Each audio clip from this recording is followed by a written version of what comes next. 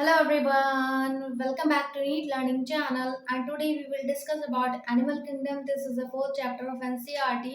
मेरे पिछले वीडियो में आपको पूरा जो हमारा क्वाड्रेटा है उसको हमने स्टार्टिंग कर दी थी, उसका पूरा इंट्रोडक्शन ले लिया था कि जो वर्टिब्रेट्स होते हैं वो क्या होते हैं। और उसके बाद हमने मतलब जो क्वाड्रेटा होता है उसका थ्री पार्ट डिवाइड किए थे, कौन कौन सा, यूरो क्वाड्रेटा, सिफेलो क्वाड्रेटा एंड वर्टिब्रेटा। ठीक है, ये सारी चीज हमने मतलब इसको एक्सप्लेन में डिस्कस किया था और उसका पूरा चार्ट डिस्कस किया था कि जो क्वाड्रेटा है या फिर वर्टिब्रेट है, तो वर्टिब्रेट में जो कितने मतलब कितने उसके क्लासेस हैं, कितना सब डिवीजन है, वो सारी चीजें हमने एक्सप्लेन करी थी। ठीक है, फिर उसके बाद हमने कॉन्ड्रेक्ट ऑस्टिक के बारे में डिस्कस किया था। पहले हमने साइक्लोस्टोमेटा के बारे में डिस्कस किया था जिसमें कि वो जॉलेस था।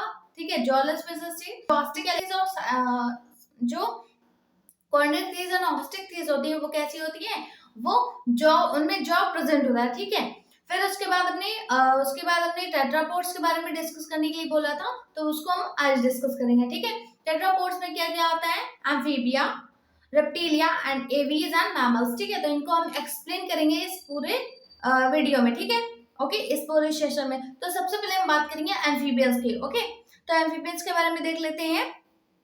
As their name indicates, that of amphibians, most of the amphibians have two phases in their lives. ठीक है, इसमें क्या होता है, जो आपके जो एम्फीबियंस होते हैं, जितने भी एम्फीबियंस होते हैं उनके क्या होता है, टू फेजेस होते हैं। ठीक है, कितने होते हैं, टू फेजेस होते हैं, जिसमें कि कुछ लार्वल स्टेजेस भी होती है। ठीक है, फिर देखिए, at the larval stage this called as a tadpole, fish like swimming in a water using tail, and after complete of larval stage that metamorphosis into adult. Okay, जब ये इनका जब मतलब कि जब इनकी लार्वा स्टेज होती है, जैसे हम टैडपोल भी बोलते हैं, तो वो क्या होता है, उसमें जो इनकी लार्वल स्टेज होते हैं उसमें क्या होता है, उनमें फिश में मतलब जो टैडपोल होते हैं उनमें टेल प्रेजेंट होती है। ठीक है, तो जो टेल प्रेजेंट होती है वो क्या होता है, वो उस टाइम पे क्या रहते हैं, वाटर में रहते हैं। ठीक है, वाटर में रहते हैं, इसलिए जो फिश होते हैं वो भी ये सोचते हैं कि मतलब उनको फिश को देख के क्या समझता है वो, कि वो भी वैसा ही है। ठीक है, लेकिन जब वो टैडपोल जो होता है लार्वल स्टेज से किस में कन्वर्ट हो जाता है, एडल्ट में। This process called is a Metamorphosis. ठीक है, तो मेटामॉर्फोसिस के प्रोसेस के थ्रू जब ये एडल्ट में कन्वर्ट हो जाते हैं, तो वो किस में कन्वर्ट हो जाते हैं, एडल्ट में, मतलब कि एम्फीबियंस में या फिर फ्रॉग में। ठीक है, तो जब फ्रॉग में कन्वर्ट हो जाता है तो क्या हुआ, जब उस टाइम पे मतलब उनकी जब टैडपोल स्टेज थी या लार्वल स्टेज थी, तो उस कंडीशन पे वहां पे उन पे टेल प्रेजेंट थी। ठीक है, लेकिन जब वो एडल्ट में कन्वर्ट हो गए तो टेल जो होती है वो एब्सेंट हो जाती है। ठीक है, तो वही बोला गया है कि लार्वल स्टेज में केवल उनका जो टैडपोल होते हैं, जो कि लार्वल स्टेज है, उसमें ही सिर्फ और सिर्फ टेल प्रेजेंट होती है, और जब वो एडल्ट में कन्वर्ट हो जाते हैं तब उनके टेल एब्सेंट होते हैं या फिर डिस्ट्रॉय हो जाते हैं। ठीक है, ओके, फिर देखिए morphological different from their tadpole। जैसा कि हमने बताया कि टैडपोल जो होता है वो एडल्ट से डिफरेंट होता है, या फिर एडल्ट जो है वो टैडपोल से डिफरेंट होता है। क्यों, क्योंकि जो टैडपोल होता है उसमें क्या होता है, टेल प्रेजेंट होती है। लेकिन अगर हम बात करें एडल्ट की बात करें तो उनमें जो टेल होती है वो क्या होती है, एब्सेंट होती है। ठीक है, फिर देखिए next point, the adult live in a land on land. जैसे कि हमने बात करी कि टैडपोल जो होता है वो वाटर में रहता है। ठीक है, जब तक उनकी जो लार्वल स्टेज रहती है तब तक वो क्या होता है, वाटर में फ्लो कर रहे थे, फिर स्विम कर रहे होते हैं। लेकिन जैसे ही वो मतलब एडल्ट स्टेज में आते हैं तो क्या होता है, वो लैंड में रहते हैं। ठीक है, फिर देखिए, for breeding they required a waterly environment because fertilization is external, so amphibians so generally adapted to life on land have to be near water to complete their life cycle। तो जैसा कि हमने बताया कि जब इनका फर्टिलाइजेशन के बाद जो भी एम्ब्रियो बनता है या फिर न्यू जाइगोट बनता है, तो जाइगोट के बाद एम्ब्रियो बनता है। तो एम्ब्रियो कैसे बनता है कि जब उनके मतलब डेवलपमेंट की बात करेंगे तो इनडायरेक्ट होता है। क्यों, क्योंकि उसमें लार्वल स्टेज आ रही है, तो लार्वल स्टेज में क्या है, टैडपोल प्रेजेंट है, टैडपोल से होते हुए वो एडल्ट में कन्वर्ट होता है। ठीक है, मेटामॉर्फोसिस के थ्रू। तो इस तरीके से आपकी पूरी जो है लाइफ साइकिल इसकी कंप्लीट होती है। ठीक है, कि जो हाफ पार्ट है लाइफ साइकिल का वो किस में वो किस में, वाटर एरिया में होता है, और हाफ पार्ट जो है वो लाइफ साइकिल का वो किस में आता है, लैंड में। ठीक है, जब वो एडल्ट में कन्वर्ट हो जाता है तो लैंड में रहते हैं, लेकिन जब वो टैडपोल या फिर लार्वल स्टेज के कंडीशन में रहते हैं तब वो वाटर में प्रेजेंट होते हैं। ठीक है, फिर देखिए next point, body is divided into head, trunk, there is a no neck. अगर इनके बॉडी स्ट्रक्चर की बात करें, जैसे कि आप इसमें एनसीईआरटी के डायग्राम में देख रहे होंगे, तो उसमें क्या होता है, इसमें नेक जो होता है वो नहीं होता है और हेड और ट्रंक ही प्रेजेंट होता है। ठीक है, फिर देखिए amphibian skin is a moist and naked without scale. ठीक है, वो क्या एम्फीबियंस जितने भी होते हैं उनमें क्या होता है, स्किन प्रेजेंट होती है, स्किन के थ्रू, स्किन जो होती है वो कैसी होती है, मॉइस्ट होती है और इसके थ्रू भी ये रेस्पिरेशन करते हैं। ठीक है, ओके। और ये मतलब जो मतलब अगर इनके स्किन की बात करें तो उनमें स्केल्स नहीं प्रेजेंट होती। ठीक है, जैसे कि हमने पिछले वीडियो में जितनी भी फिशेस को डिस्कस किया है उनमें स्केल्स प्रेजेंट है। ठीक है, लेकिन जो एम्फीबियंस होते हैं इनमें स्केल्स नहीं होते। ठीक है, ओके। फिर देखिए द आई हैव आईलिड्स, जो इनकी आई होगी, आप स्ट्रक्चर में देख रहे होंगे, तो आई के बाद क्या होता है, आई के अपर पार्ट में जैसे हमारे आईलिड्स होते हैं उसी तरीके से उनमें भी आईलिड्स प्रेजेंट होते हैं। ठीक है, a tympanum is present in a place of external ear. जैसे कि हमने बात करी कि एक्सटर्नल ईयर प्रेजेंट होता है ह्यूमन बीइंग में। ठीक है, लेकिन जो एम्फीबियंस होते हैं उनमें एक्सटर्नल ईयर नहीं प्रेजेंट होते, as a whole type structure present होता है जिसे हम टिम्पैनम बोलते हैं। ठीक है, फिर देखिए alimentary canal, urinary and reproductive tract open into the a common chamber, the cloaca which open to the exterior through an aperture called as a vent।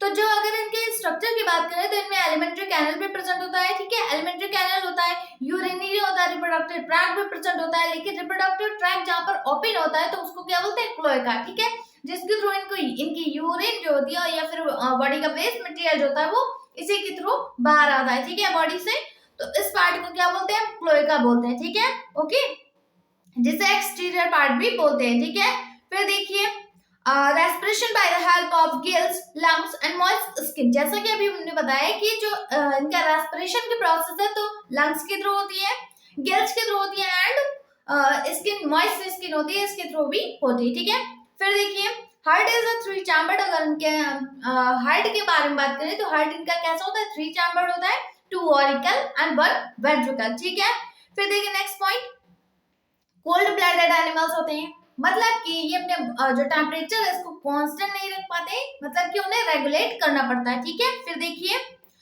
Success are separated, fertilization is external, oviparous and development is indirect. अगर इनके पूरा मतलब fertilisation की बात करें तो क्या होता है, सेक्स मेल एंड फीमेल जो होता है डिफरेंट डिफरेंट पार्ट में प्रेजेंट होते हैं, डिफरेंट डिफरेंट बॉडी में प्रेजेंट होते हैं, और फर्टिलाइजेशन जो होता है वो एक्सटर्नल होता है, मतलब कि जब जो मेल होता है फीमेल के पास जाता है और फीमेल के पास जाकर बॉडी को टच करते हैं। ठीक है, अपने दोनों हैंड से। ठीक है, तो जब दोनों लेग से अपने जो फीमेल है उसको टच करते हैं तो उसको क्या बोलते हैं, स्यूडो कॉपुलेशन करते हैं, उसको क्या बोलते हैं, स्यूडो कॉपुलेशन करते हैं।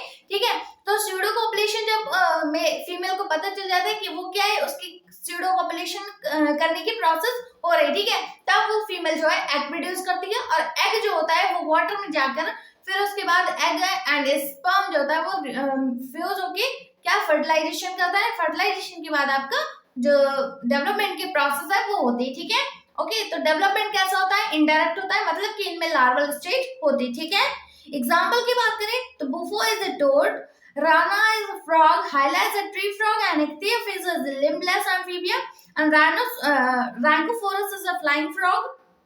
Okay, Alytes is a midwife toad and salamander is salamander. ठीक है, तो ये सारे एग्जांपल किसके, एम्फीबियंस के। ओके, तो इनके हमने जनरल कैरेक्टर के बारे में डिस्कस किया जो कि बहुत इंपॉर्टेंट था। ठीक है, और इनसे इंपॉर्टेंट क्वेश्चन भी आते हैं, जैसे कि हार्ट से रिलेटेड हो गया कि कौन सा कितने चैम्बर्ड हार्ट होता है। ठीक है, और कोल्ड ब्लडेड है कि वार्म ब्लडेड है, ये सारी चीजें पूछी जाती है। ठीक है, फिर देखते हैं हमारा नेक्स्ट फाइल में कौन सा है, रेप्टिलिया, इसके बारे में देखते हैं। तो अब हम बात करेंगे क्लास रेप्टिलिया की। इसमें देखते हैं the class name refers to their creeping as a crawling mode of locomotion. इसमें क्या होता है, जो भी मतलब इस टाइप के इसमें जितने भी एनिमल्स होते हैं वो कैसे होते हैं, उनमें क्या होता है कि मतलब कि क्रीपिंग क्रॉलिंग, दैट मींस क्या होता है, वो रेंगते हैं। ठीक है, तो उसको क्या वो ये रेंगने वाला लोकोमोशन करते हैं। ठीक है, फिर देखिए body of reptile is covered by dry and cornified skin that is contain epidermal scales, और scales is all and always contain post anal tail. ठीक है, इसमें क्या होता है, जो बॉडी होती है रेप्टिलिया की, तो वो किसके थ्रू, वो कैसी होती है, ड्राई होती है। जैसे हमने एम्फीबियंस के बारे में पढ़ा तो उनकी स्किन कैसी थी, मॉइस्ट थी। ठीक है, लेकिन जो इनकी स्किन होती है वो कैसी होती है, ड्राई होती है, और उसके बाद जो मतलब इनकी मतलब जो सेल्स होती है वो कैसी होती है, स्केल्स बनी होती है। जैसे हमने बताया कि उसमें क्या था, एम्फीबियंस में स्केल्स होती है वो एब्सेंट होती है या फिर विदाउट स्केल होती है, लेकिन जो रेप्टिलिया होता है उनमें स्केल्स प्रेजेंट होती है, ठीक है। ओके, फिर उसके बाद देखिए तो इनके पूरे जो बॉडी स्ट्रक्चर होता है वो किससे बना होता है, उसकी स्किन स्केल से बनी होती है, ठीक है। ओके, और उसके बाद जो बैक साइड की मतलब जो बॉडी का एंड होता है वहां पर देखेंगे तो टेल प्रेजेंट होती है, ठीक है। फिर देखिए they can walk with the two pairs of limbs absent in a snake, each with a 5-digit pentadactyl cold blooded that means poikilothermal होते हैं, ठीक है। ओके, तो इसकी बात करें अगर मतलब इनकी वॉकिंग की बात करें तो 2 पेयर ऑफ लिम्स प्रेजेंट थे, ठीक है। And 2 pair of limb present होते हैं, लेकिन वो क्या है, अगर हम स्नेक की बात करें तो वो एब्सेंट होते हैं, ठीक है।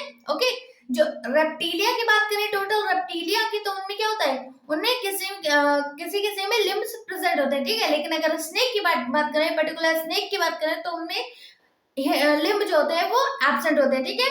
ओके, और जो बाकी लोगों की बात करें, जो भी अदर रेप्टिलिया, उनमें 5 डिजिट लेग प्रेजेंट होता है, ठीक है। फिर देखिए जिन्हें हम पेंटाडेक्टाइल भी बोलते हैं, ओके, कोल्ड ब्लडेड एनिमल्स होते हैं या फिर इन्हें पॉइकिलोथर्मल भी बोलते हैं, ठीक है। फिर देखिए next point, they do not have external ear opening, tympanum represent year. Okay, जैसा कि हमने उसमें डिस्कस किया था, किसमें, एम्फीबियंस में। तो एम्फीबियंस में क्या था कि जो आउटर ईयर प्रेजेंट होते हैं वो नॉर्मल नहीं होते, वो उनमें नहीं होते, ठीक है। ऐसे ही जैसे टिम्पैनम उनमें प्रेजेंट थे एज अ होल, ठीक है, उसी तरीके से इनमें भी, रेप्टिलियन में भी जो टिम्पैनम होता है वो प्रेजेंट होता है, ठीक है। फिर देखिए 3 chambered heart except crocodile 4 chambered heart, जितने भी रेप्टिलिया उनमें क्या होता है, 3 चैम्बर्ड हर्ड होता है, और एक्सेप्शन में क्या आता है, जो क्रोकोडाइल होता है उनमें क्या होता है, 4 चैम्बर्ड हर्ड प्रेजेंट होता है, ठीक है। जो क्रोकोडाइल है वो क्या है, एक एक्सेप्शन केस है जिसमें कि 4 चैम्बर्ड हर्ड मिलता है, ठीक है। फिर देखिए most present Reptilia are carnivorous और इंसेक्टिवोरस, जो भी रेप्टिलिया होते हैं वो कैसे होते हैं, इंसेक्टिवोरस होते हैं और कार्निवोरस भी होते हैं, ठीक है। ओके, फिर देखिए snake and lizard shed their scales as a skin cast, जो इनके स्नेक या फिर लिजार्ड की स्किन होती है वो कैसी होती है, पहले तो हमने बता दिया कि ड्राई होती है, ठीक है। ड्राई होने के बाद जो उनकी स्किन होती है वो कैसी होती है, स्केल से बनी होती है। स्केल्स कई टाइप के होते हैं, वो जब आप डिटेल में पढ़ेंगे तब उसे पता चलेगा, ठीक है। ओके, फिर देखिए 2 features make reptilia truly land animals, जो भी रेप्टिलिया है जो कि लैंड में प्रेजेंट होते हैं उनके बारे में बात की गई है कि डेवलपमेंट ऑफ इंटरनल फर्टिलाइजेशन, जो भी लैंड रेप्टिलियन होते हैं तो उनमें क्या होता है, इंटरनल फर्टिलाइजेशन होता है, ठीक है। फिर देखिए the presence of a special membrane and amnion around the developing embryo. Okay, इसमें क्या होता है, एक स्पेशल टाइप की मेम्ब्रेन होती है जिसके थ्रू ये जो एम्ब्रियो है, मतलब इनका जो न्यू बेबी का डेवलपमेंट है वो उसी स्पेशल मेम्ब्रेन के अंदर होता है, ठीक है। फिर देखिए Reptilia are poikilotherms, sexes are separated, fertilization is internal, oviparous and development is a direct, ठीक है। रेप्टिलिया जो होते हैं वो poikilotherms होते हैं, जैसे कि अभी हमने बताया कि वो बॉडी टेम्परेचर को रेगुलेट करते हैं, ठीक है। ओके, फिर देखिए सेक्सेस जो होते हैं सेपरेट होते हैं, मतलब कि मेल एंड फीमेल जो होगा वो डिफरेंट बॉडी में मिलता है, ठीक है। ओके, फर्टिलाइजेशन कैसा होता है, इंटरनल होता है, अभी हमने बात करी। और ओवीपैरस होता है, दैट मींस एग प्रोड्यूस करते हैं, इसलिए इन्हें क्या बोला गया है, ओवीपैरस। ओके, डेवलपमेंट डायरेक्ट होता है, मतलब कि इनमें लार्वल स्टेज नहीं होती, ठीक है। ओके, डेवलपमेंट कैसे होता है, डायरेक्ट होता है। फिर देखिए एग्जांपल की बात कर लेते हैं, तो Bengalus is a great, Ancillon is a turtle, Chameleon is a tree lizard, crocodiles, and Vipera is a viper, Testuda is a tortoise, Cephalosaurus is a garden lizard, alligators hemidactylus वो lizard होता है, okay. और poisonous snake जिसे हम नाजा भी बोलते हैं, और कोबरा, ठीक है, जिसे हम कोबरा भी बोलते हैं, ठीक है। फिर देखिए क्लास हम एविस की बात करेंगे, तो ये सारे कुछ एग्जांपल है जो कि इसमें रेप्टिलिया में इंपॉर्टेंट, ठीक है। पूरे एनिमल किंगडम में मोस्ट इंपॉर्टेंट क्या है, एग्जांपल, जिससे आपका क्वेश्चन बनते हैं, ठीक है। अब हम बात करेंगे क्लास एविस की, तो their characteristic features are the presence of feathers and power of flight, जिसके थ्रू ये फ्लाइंग करते हैं, तो वो क्या होता है, उसे मतलब वो जो उनका जिसके थ्रू फ्लाइंग करते हैं तो वो क्या होता है, फीदर होता है, ठीक है, जिसकी हेल्प से ये फ्लाइंग करते हैं, ठीक है। फिर देखिए there are very few birds which have either wholly or partially lost the ability to fly. कुछ जो बर्ड्स होते हैं वो क्या होते हैं, अपनी फ्लाई करने वाली जो कैपेसिटी होती है या फिर एबिलिटी होती है उसको क्या करते हैं, लॉस कर देते हैं, जिसके कारण ये जो ये मतलब उड़ नहीं पाते, ठीक है। ओके, इनका बॉडी वेट ज्यादा होता है। जैसे कि एग्जांपल की बात करें तो ईमू, ऑस्ट्रिच एंड कैसोवरी, ठीक है। तो ये क्या है, ये एग्जांपल है जो कि मतलब ये सारे बर्ड्स जो है वो उड़ नहीं पाते, ठीक है। फिर देखिए next point, birds have reptilian ancestry. जैसे कि हमने बताया कि मतलब हमने इवोल्यूशन की बात है ये, कि जब जो बर्ड्स थे, जो रेप्टिलियन थे, वो क्या हो, किस में कन्वर्ट हुए, बर्ड्स में, ठीक है। किस में कन्वर्ट हुए, बर्ड्स में, ऐसा बताया जाता है, ठीक है। फिर देखिए, birds possess scales on their hind limb. Birds की बात करें तो उनमें क्या होता है, हिंड लिम्ब, मतलब फ्लाइंग कर पाते हैं, ठीक है, या फिर उठ बैठ पाते हैं। फिर देखिए, their eggs resemble reptilian eggs in general design with a calcareous shell. इनमें जो जब ये एग प्रोड्यूस करते हैं फर्टिलाइजेशन के बाद, जो एग प्रोड्यूस करते हैं, तो एग में क्या होता है, एग जो होता है वो किससे कवर रहता है, कैलकेरियस शेल से, ठीक है। जिससे कि जो आउटर जो मतलब हार्ड, इतना हार्ड होता है जिसके थ्रू मतलब जिस एरिया से बच पाता है, ठीक है। तो उस वो किसके कारण बच पाता है, क्योंकि उनमें कैलकेरियस सेल प्रेजेंट होता है जो कि हार्ड होता है, ठीक है। फिर देखिए, forelimb of birds are modified into wings. जब फोरलिम्ब होते हैं, मतलब कि फोरलिम्ब का मतलब क्या है, पीछे के पैर, ठीक है। तो पीछे के जो पैर होते हैं वो किस में कन्वर्ट होते हैं, विंग्स में, ओके। उन्हें क्या बोला जाता है, तो forelimb of birds are modified into wings. जो विंग्स होते हैं वो किसके किसके कारण बने, किससे बने होते हैं, फोरलिम्ब के थ्रू, ठीक है, ओके। और हिंड लिम्ब की बात हमने कर ली, ठीक है। फिर देखिए, hind limb are modified for walking, swimming and clasping the tree branches, ठीक है। हिंड लिम्ब जो मतलब कि आगे के पैर होते हैं वो क्या होते हैं, वो मतलब वॉकिंग करने में हेल्पफुल होते हैं, ठीक है। स्विमिंग करने में हेल्पफुल होते हैं, और ब्रांच में, क्लास में मतलब कि चढ़ने में हेल्पफुल होते हैं, ठीक है। फिर देखिए, या फिर उनमें मतलब जब जब ब्रांच में वो बैठते हैं तो वो उसमें हेल्प करते हैं, ठीक है। फिर देखिए, presence of all glands at the base of tail and there is no other glands on the skin, okay. तो जो ऑयल ग्लैंड्स होते हैं वो कहाँ प्रेजेंट होते हैं, टेल में प्रेजेंट होते हैं, ठीक है। और उसके अलावा उनमें और भी और कोई ग्लैंड्स प्रेजेंट नहीं होते, ठीक है, ओके। उनके स्किन में और कोई ग्लैंड्स नहीं प्रेजेंट होती है, और जो ऑयल ग्लैंड होते हैं वो कहाँ होती है, टेल में होते हैं, ठीक है। फिर देखिए, endoskeleton is a fully ossified bony and the long bones are hollow with air cavity pneumatic, ठीक है। इंडोस्केलेटन क्या होता है, इंडोस्केलेटन की जो भी मतलब पार्ट होता है पूरा बॉडी का, जो कि बोन से बना होता है।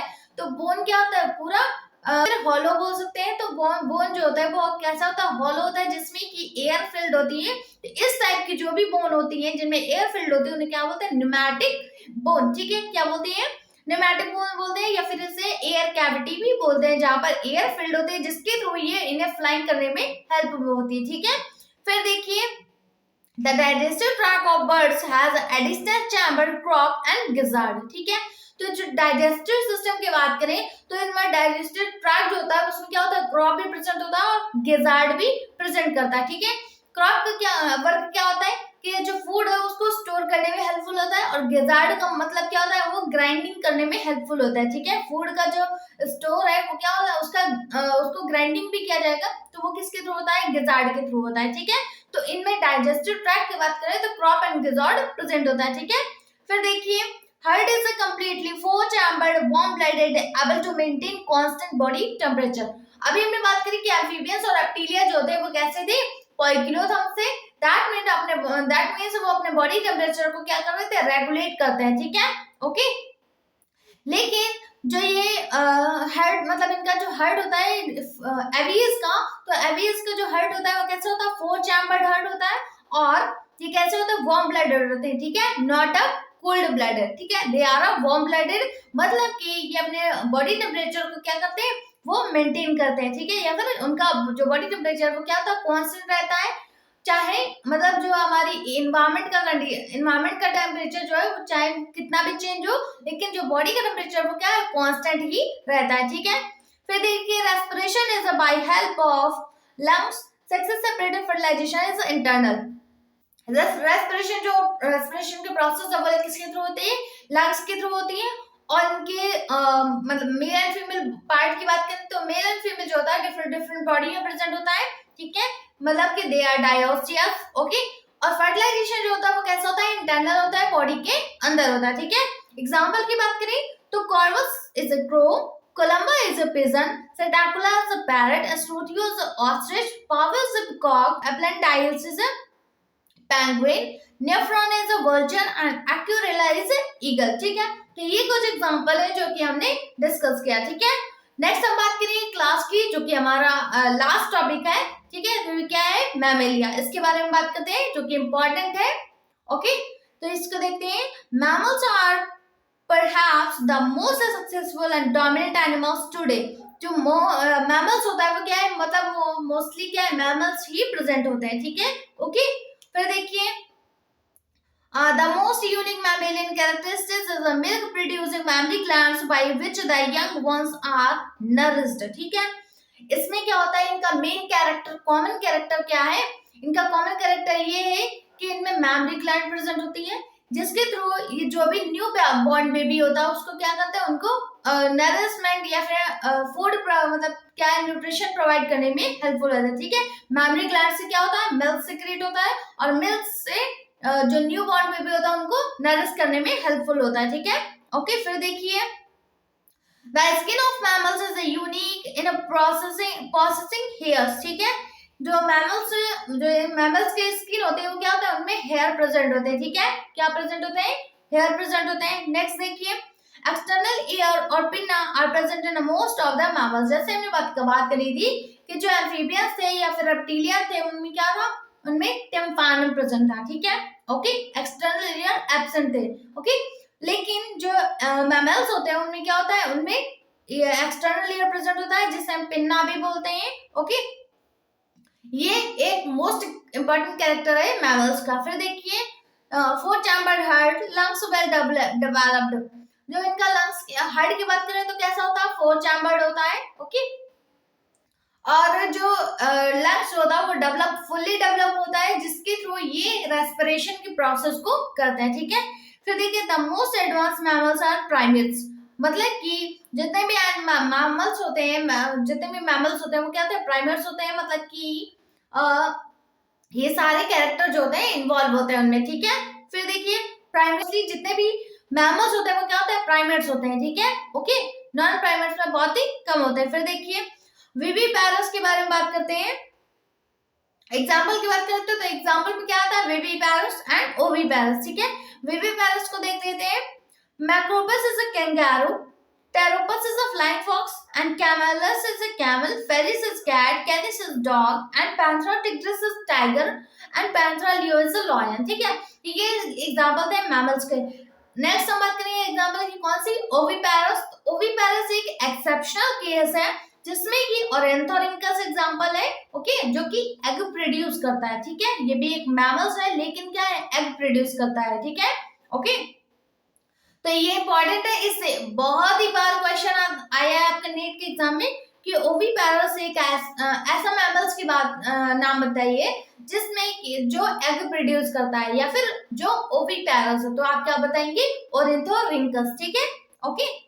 तो ये सारा जो है हमारा पूरा चैप्टर फिनिश हो जाता है, ओके। ये सारी क्लासेस डिस्कस करने के बाद जो हमारा नेक्स्ट चैप्टर है morphology of the flowering plant, इसको हम हमारे नेक्स्ट वीडियो से स्टार्ट करेंगे, ठीक है।